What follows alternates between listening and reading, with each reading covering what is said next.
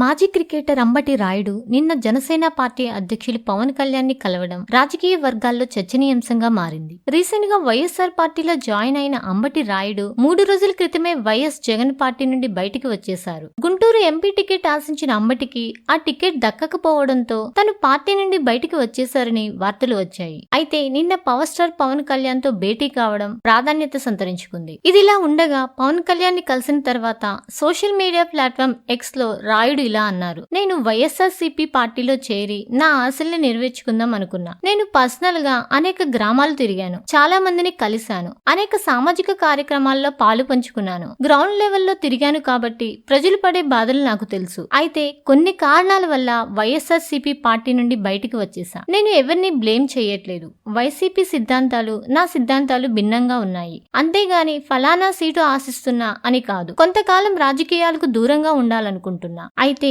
నా శ్రేయోభిలాషులు, close friends, family members నువ్వు నిర్ణయం తీసుకునే ముందు ఒకసారి పవన్ గారిని కలిసి వారి సిద్ధాంతాలను కూడా తెలుసుకోమని చెప్పారు. నేను పవన్ అన్నని కలిశాను. చాలాసేపు రాజకీయాల గురించి చర్చించుకున్నాం. ఆయనను అర్థం చేసుకున్నాను. ఆయన సిద్ధాంతాలు, దూరదృష్టి నేను ఆలోచించే విధంగానే ఉన్నాయి. పవన్ అన్నని కలిసినందుకు నాకు చాలా సంతోషంగా ఉందని అంబటి రాయుడు ఎక్స్ ప్లాట్ఫామ్ ద్వారా తన అభిప్రాయాన్ని పంచుకున్నారు.